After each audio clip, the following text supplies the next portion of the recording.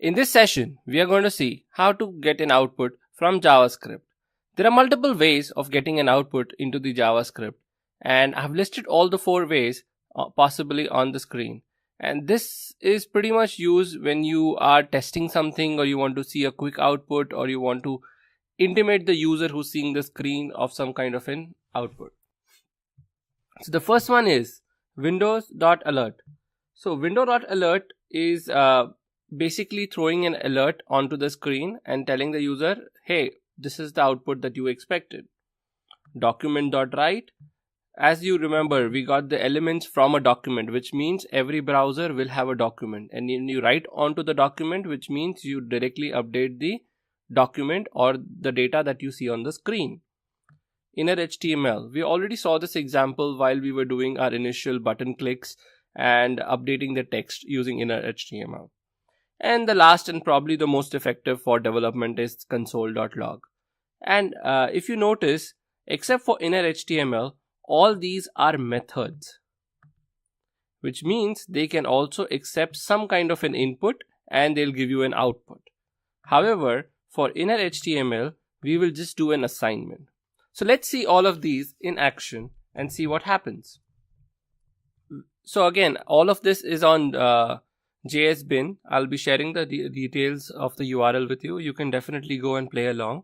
So let's try and do window.alert and see what happens when we do an addition of 5 and a 6.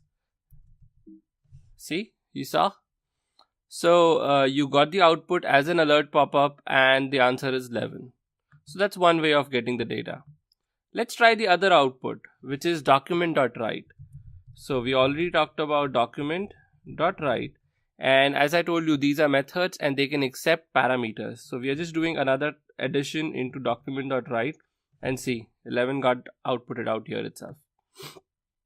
So this was document.write.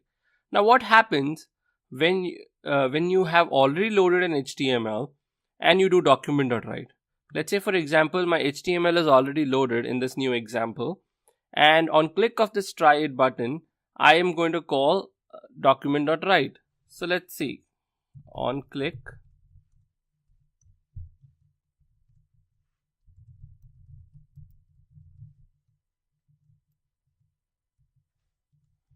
Now what will happen when I click this try it button? Well, when the document is already loaded and you update something, it will replace your entire document. So you see, all your HTML is gone. So you never replace your document.write after your HTML is loaded. The last one, and probably my favorite, console.log. So this is something that is most useful when you do development, and it also doesn't hinder the user experience because it all plays along silently in the browser. So let me quickly show you. So we have the whole HTML page. I do a console.log. I do the same addition 5 plus 6 and see what happens. There's no output out here when the HTML doesn't get updated at all. However, the code has run, and what we can see is we have outputted the content, but where to see it? So if you're on JSBin, you already have a console tab and you can go and check it out here. Just do a run with JS and you should see the output 11. However, if you're not on JSBin and you're on any other browser, putting this HTML into a notepad and seeing the output in a browser HTML window, just right click and say inspect. Go to the console tab. Let's clear the console and let's run this JavaScript once again. You can see the output is already available 11. So what happens is, whenever you are on any website and you go and click on something, or probably you want to output something, you just use console.log and it silently tells you what is happening behind the scenes.